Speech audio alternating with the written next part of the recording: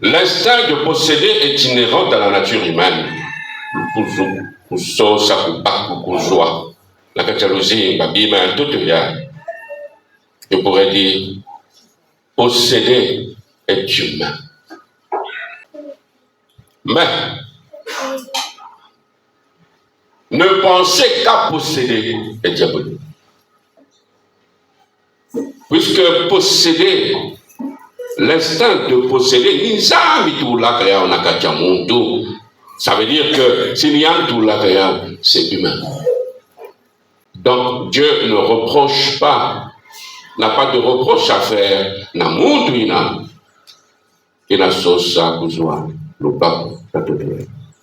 Il ne le reproche pas. Ce que Dieu reproche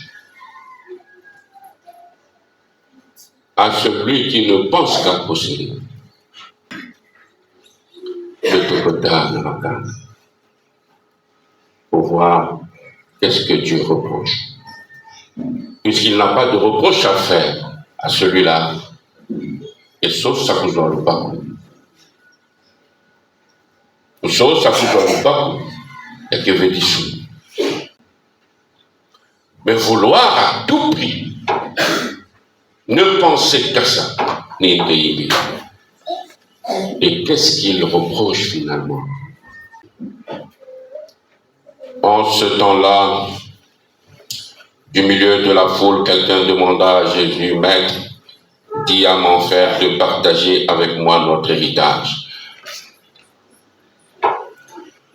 Mambo ya héritage ya keleve kaka nantang ya beto ya même nantang ya Jésus il y avait ces problèmes. Bubuya iba makanda ya beto ke na kumwanga na samu na mambo ya héritage.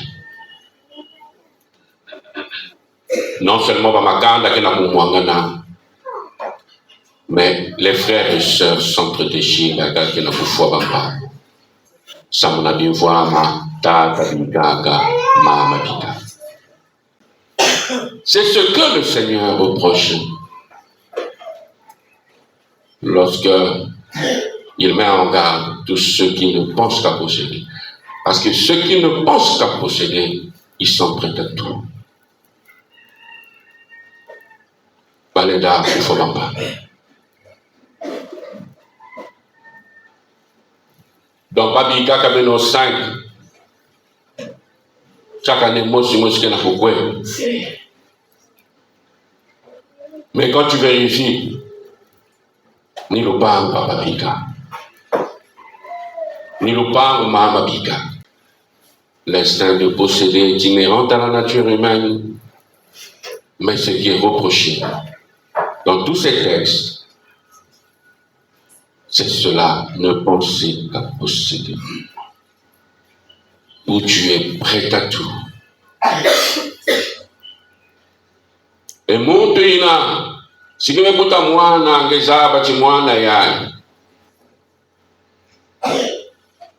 il est très avide. Ça là qu'il y a Québec. Il pourra te sacrifier sans amour. Parce que moi, dans le monde tu peux te rendre compte de Yang.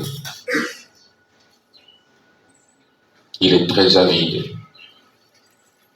L'avidité, c'est un désir ardent, et je dirais même immodéré, de vouloir à tout prix avoir quelque chose. Parce qu'un enfant complexé peut facilement embrasser le diable. Facilement, d'un quart de tout. Dès que pas que nous donnons au bien à chose, avec ça la moitié, oui, avec ça la moitié, d'un quart de tout. Et il n'a même pas le temps de réfléchir. Il ne peut même pas réfléchir sur les conséquences. Parce que Nayan dit ce qui est important, ne loue pas. Il est dans une recherche effrénée de l'avoir pour l'avoir. Et puis lorsque tu constates que l'enfant a telle tendance, Par exemple, un enfant, il y a un quinte ou bacala, qui te dit non, c'est même mon jouet, il y a. Tu vois, quand je partage les jouets dans la fête à Noël, je mets les jouets, je dis par exemple aux enfants, toi tu veux quoi là? Tu vois, l'enfant va, il va prendre un truc. C'est ça. En fait, si tu essaies de voir, c'est ça ce qu'il est. C'est ça ce qu'il est. Après, question, c'est-à-dire domaine, il y a 4 ans. Tu vas te rendre compte. Il y a un tel enfant qui prend, par exemple, qui te dit, qui prend ma bim, il y a médecine. Et moi, il y a en fait, en tant que parent, il faut l'accompagner. L'accompagner, c'est quoi? Moi, exemple, à quoi accompagner? Ah, il y a ma sécouzoa, sacrement, il y a baptême. Sauf s'il y a une marraine qui est médecin. Tu es en train d'accompagner l'enfant. Jésus lui répondit. La mondia il me cuisa zonza na Jésus. Ah, cuisa et de maintenant, na frère yamuno, ah, bet ma seko fa pas ensemble na lubak. Babi la vie.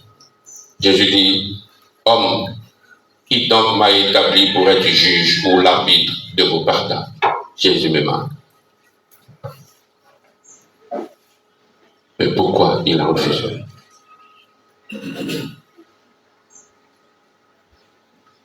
C'est vrai qu'il y a d'autres spécialistes de la Bible qui diront que Jésus, c'est aussi vrai, que Jésus, en refusant, il voulait montrer que, parce qu'il y a des fondamentaux dans la doctrine sociale de l'Église, il y a le bien commun, la destination universelle des biens de la terre, il y a la laïcité, mais parmi les fondamentaux de la doctrine sociale de l'Église, il y a aussi ce que l'on appelle le principe de subsidiarité. C'est-à-dire, Jésus va rappeler ici là que ce n'est pas mon travail. Ce principe, c'est vous dire chaque mot qu'il a fait. Donc tu ne peux pas être complexé de l'autre, chacun de nous, à son temps. C'est aussi vrai. Monsieur Jésus dit, qui m'a établi juge de vos affaires? Qui m'a établi? Vous êtes encore en proie. Jésus voulait rappeler en même temps, même si il y a ce principe, mais Jésus voulait rappeler vanité de vanité. Comme nous l'a dit Coëlette dans la première lecture.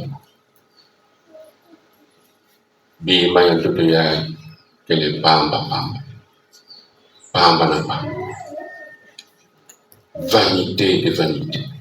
Et quand on traduit le mot en hébreu vanité, il y a toujours la kutuba, c'est-à-dire c'est comme une buée évanescente, des mois fumés que Kouéga. Les biens de la terre sont passagers.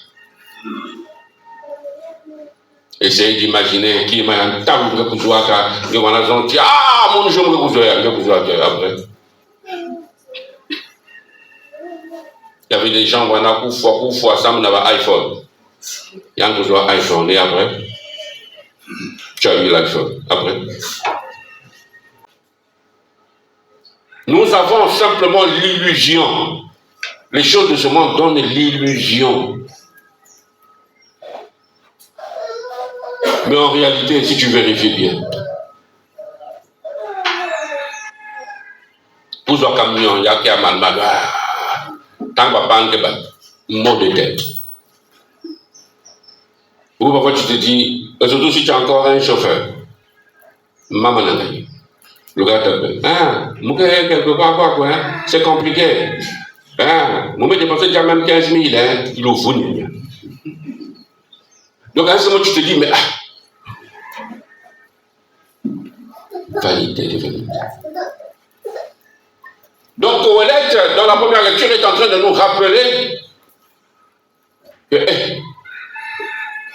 il est en train de jeter, de jeter un regard, mais critique, sur nos passions matérialistes qui empoisonnent même, je peux dire, le mot c'est ça, qui encombrent nos vies quotidiennes.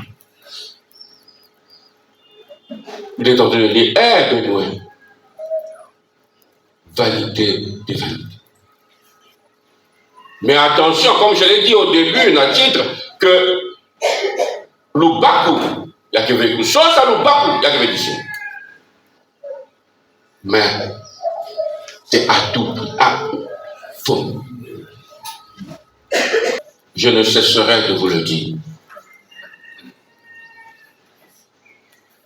La vie d'un homme, la valeur d'un homme ne dépend pas de ce qu'il a.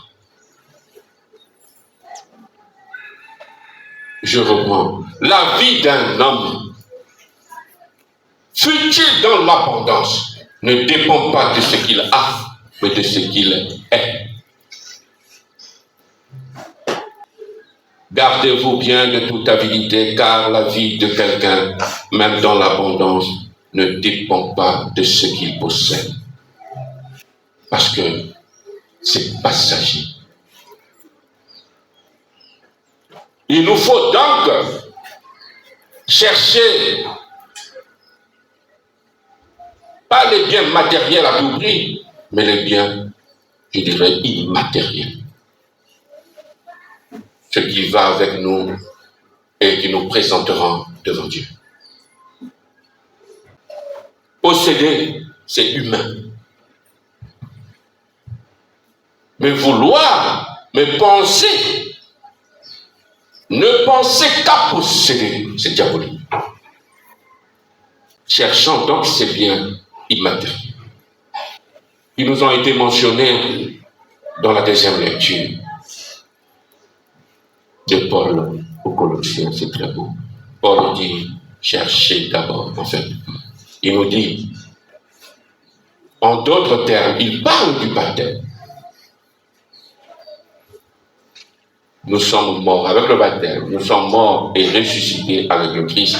Et en tant que ressuscités avec le Christ, Paul parle de deux manières de vivre. Il y a ceux qui vivent selon la chair et ceux qui vivent selon l'esprit. Il dit en tant que baptisés, nous avons donc été comme habillés par ces réalités d'en haut.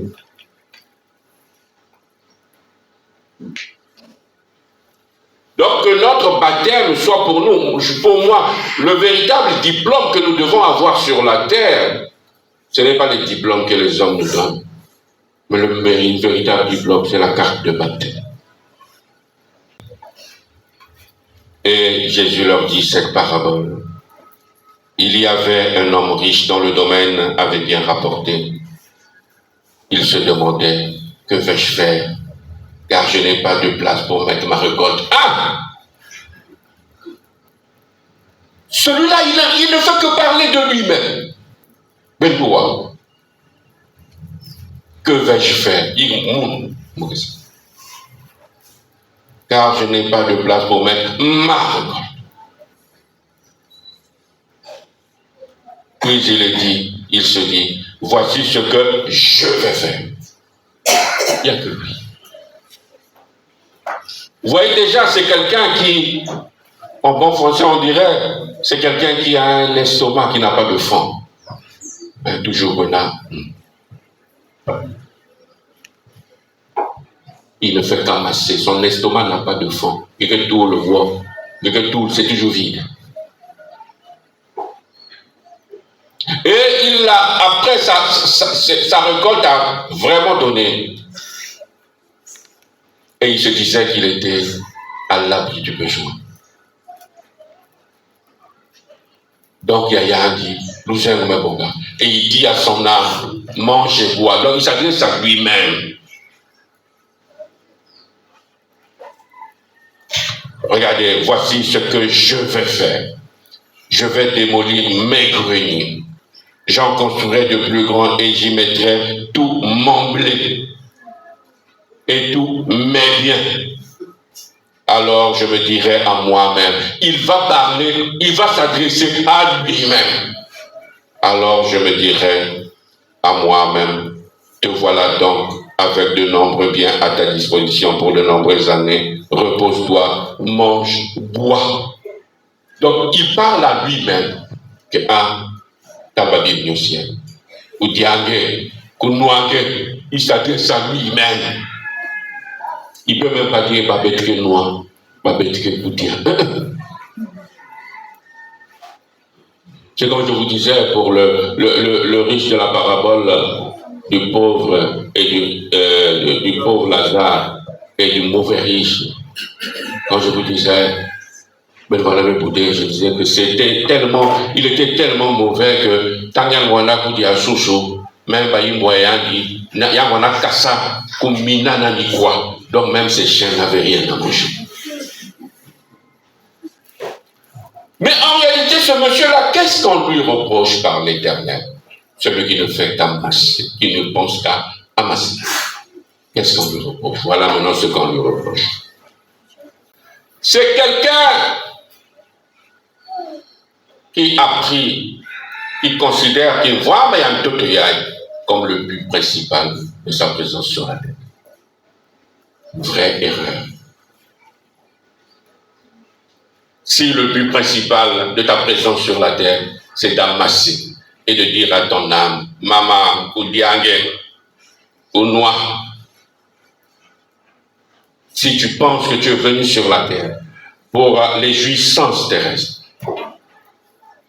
c'est que tu n'as rien compris de ta présence sur la terre. Parce qu'il y a des gens qui ont l'argent l'absorbe full. Mais il a l'argent, donc son fou.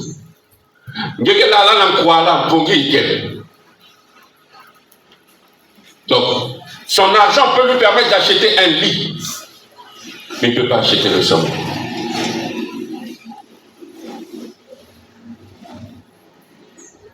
Faites attention.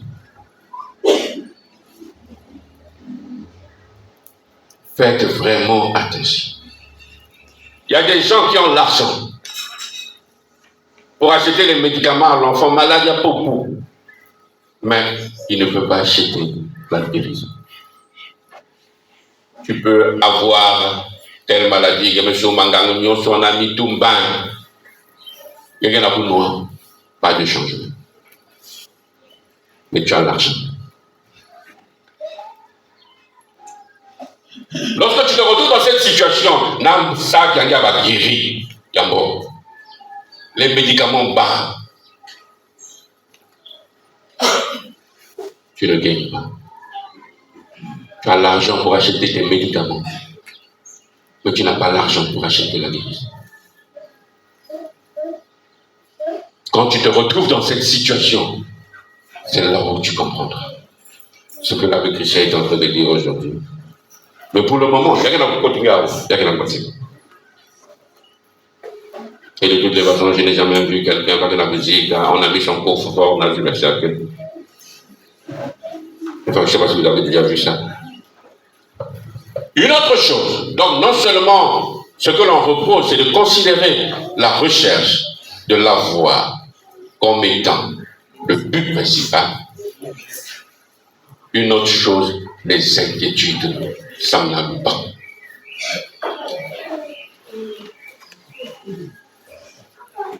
Et le Seigneur maintenant dit pour terminer, celui qui se comporte de cette manière a oublié ceci, que les biens de la terre viennent du Créateur. C'est lui qui nous les a donnés.